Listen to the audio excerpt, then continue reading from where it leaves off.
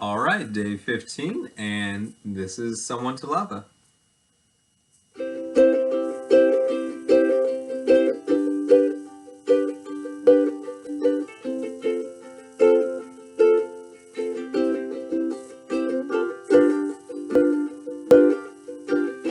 A long, long time ago, there was a volcano living all alone in the middle of the sea.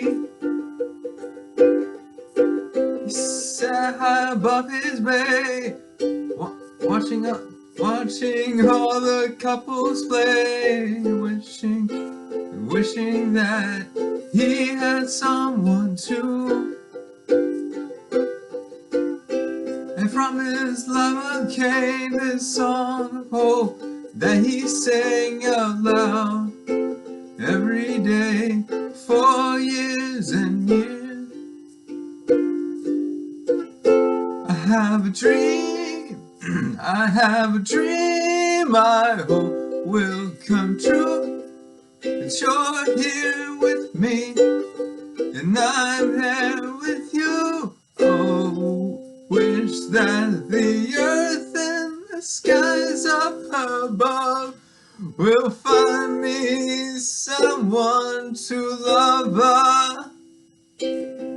Years of singing all alone turned his lava into stone, till he was on the brink of extinction. But little did he know that he's living in the sea below. Another volcano was listening to his song. Every day she heard his tune, her lava grew and grew, because she believed that someone's meant for her. Now she was so ready to meet him above the sea, as he sang his song of hope for one last time. I have a dream, my hope will come true, that you're here with me, and I'm there with you. Oh, wish that the earth and the skies up above will find me someone to love.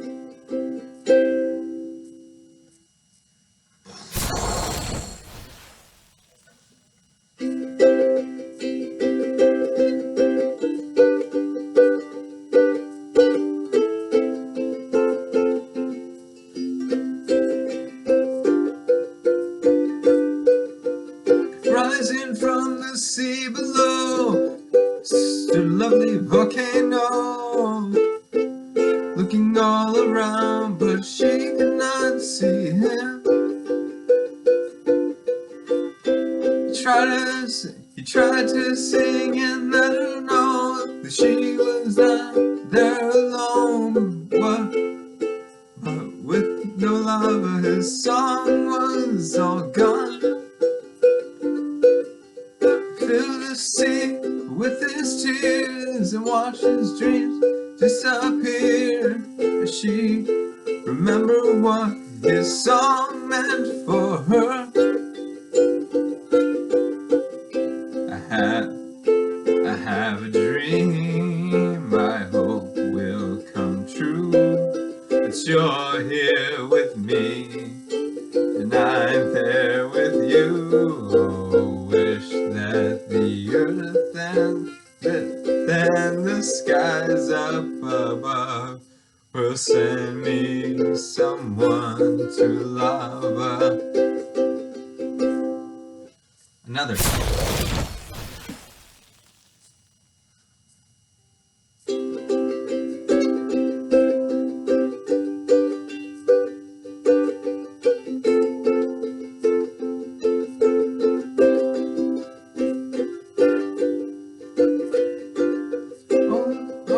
was so happy to finally meet above the sea. All together now, their love grew and grew. The longer they alone, with aloha as their soul home. When you visit them, this is what you hear, what they sing. I have a dream, I hope will come true, and you'll grow with me, and I'll grow with you. Oh, we thank the earth and the sky we've been to. I love you. I love you. I love you.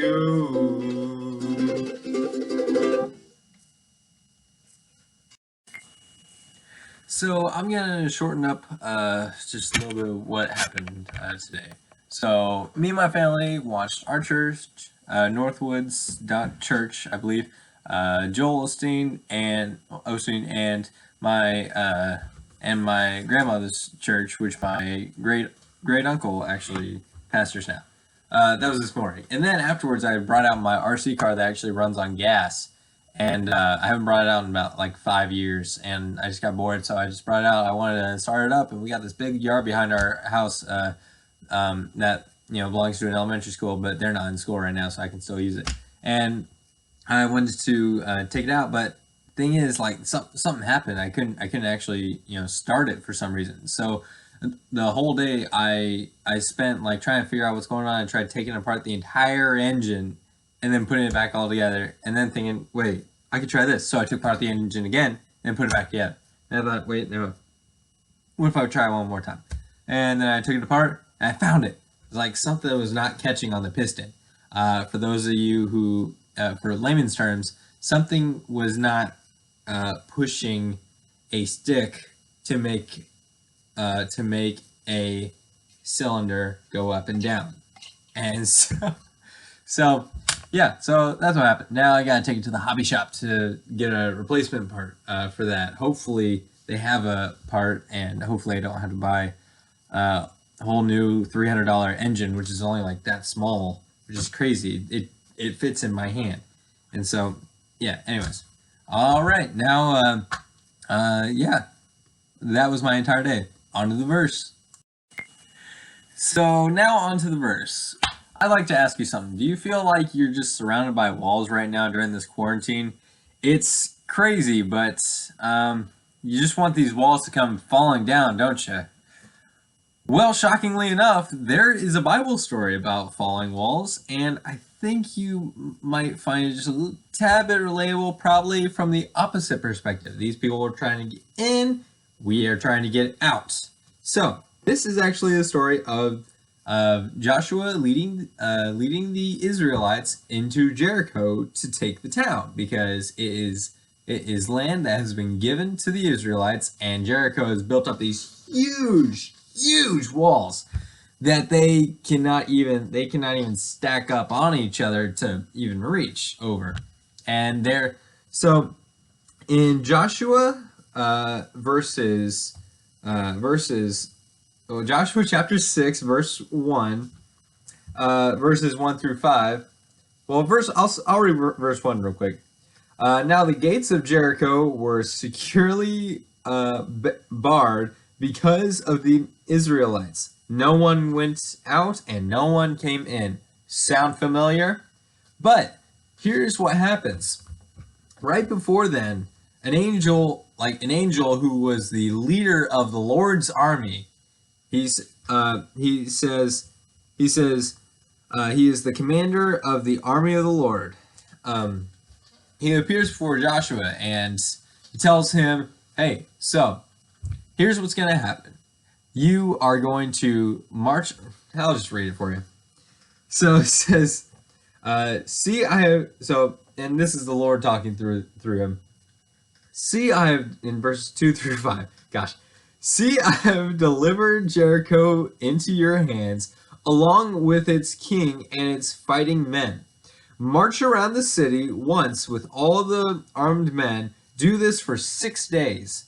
And have servant priests carry trumpets of ram's horn in front of the ark, which is the Ark of the Covenant, for those of you who have never seen Indiana Jones. In front of the ark. Here it is. On the seventh day, march around the city 7 times with the priests blowing the trumpets. When you hear them sound a long blast on the trumpets, have the whole army give a loud shout. Then the wall of the city will collapse, and the army will go up, everyone straight in. So what's happening here is he wants everybody to march around once a day for 6 days in the entire city. Now I'm not really too sure how big Jericho was, but I'm just going to assume that it's about the size of maybe downtown Peoria. For those of you who don't know, Google it. Illinois. Peoria, Illinois, not Arizona. Anyways, so he wants them to march around there once a day for 6 days. And then on the 7th day, march around 7 times. And then on the 7th go around, they're all going to shout, blow their horns, and the walls of the city will come collapsing. Now, I don't know about you, but that's another wild story of the Bible that I'm not really, it's just one of those things like, did that really happen? But like, when you think about it, it actually is kind of accurate. There's a lot of vibration and everything can shake walls and stuff. Like my bass guitar right here, it does it all the time. But it's a wild story, but it really gives you a perspective of hope and like faith that they have in this attempt. So Joshua is leading these the Israelites. He's like the leader because Moses died, and so he's leading them. And then along further in the story, there's a few guys who are just like, why don't we just like invade the city? Why don't we just like ram through the walls and stuff? And that's not what God wants, And like then there's a whole bunch of other people saying, well, this sucks. This is a horrible situation. We've been walking out here for 40 years. We would be much better being back in Egypt working as our slaves. At least then we had food, even though God's giving them manna, which is angel food. And I always think of angel food cake when I think of that. And I'm just, man, I'd love to eat that for 40 years. And but yeah, so these people, they're being so pessimistic. They're saying, no, we're not, it's not gonna happen. This is not really like, I don't know, like this isn't like God's plan. And like they're just not believing. They're not having faith in what the Lord has told them, or like what the Lord has planned for them. And it's wild because literally the Lord just said it right to him. Joshua was he was with all of them, and he appeared to Joshua. And I don't know if anybody saw it or not, but back then, the Old Testament, there's a lot of you can see the miracle going on, and so read the Old Testament. It is wild what God can do. And so if they don't do this, they're gonna be wandering around the desert for another 40 years, maybe even 100 years. And if you have faith in God and you do what he says for you to do, he will provide for you. Have faith in him. Just like I had faith that I'd find the thing that's wrong with my RC car, It's not like I'm just thought, oh no, it's broken. I don't want to do anything, This is never gonna work anymore. I have faith that I'm gonna find that part at the hobby shop. And so here's the thing. In what verse was it? I don't know, but somewhere in Proverbs, I believe it was Proverbs something, but there's a verse in there that says, worry weighs us down, but a cheerful word picks us up. Live by optimism. If you live by optimism and you live by the hope and the faith and the trusting in God, you will live a much happier life. I know a lot of you. I know people who are definitely watching this video, and like they just don't feel, you don't feel like you have anything to be, looking forward to. Even in this situation, stuff like there's been opportunities that have been cut away. There has been like financial problems just being like swiped out of you. But if you have faith in God, you will have whatever He wants for you. Like, He will provide for you. Just have faith that He will, get us out of this situation and get you into the situation that you want. And you'll be able to live your dreams, basically. Just have faith that He is here. Have faith that He is going to lift this coronavirus, that He will not let you live in suffering anymore. Gosh. Just have faith that He is there, because He is. Just know He is there. He loves you. He wants the best for you. He probably has this for you this situation for you right now, because you need to spend time with Him instead of worrying about bettering yourself in an academic way or in a financial way. Better yourself in a spiritual way. Read this freaking Bible and learn what He wants for you. That's what I have for you today. I challenge whoever's watching this to just read your Bible, read something in Psalms. Psalms is actually filled with songs written by King David, who I've talked about in the previous video, I believe, or no, 2 videos ago. That's David, the story of David and Goliath.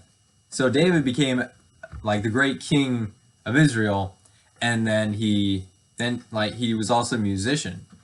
He wrote all these songs in the book of Psalms, and there's, I believe, over 130, maybe 160, but he's got some pretty good words in there for you.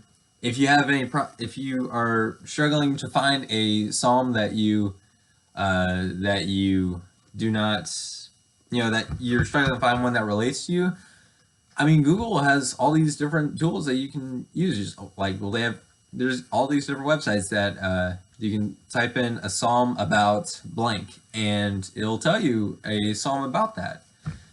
So I challenge you to find a psalm, and if you can, in either today's video or tomorrow's video, comment which psalm you read and how you felt about it, and basically what it was about. So, yeah, that's all I have for you guys today. Sorry this went on for a little longer than I had hoped. I'm trying to get these videos under 10 minutes, but I'm looking right now. I'm right at 10 minutes for my short sermon. So, yeah, I hope you all have a great day. It's late tonight right now, so you'll probably be watching this tomorrow on the 6th. So, stay awesome, everybody. I hope you have a great day. Please don't go insane. Goodbye.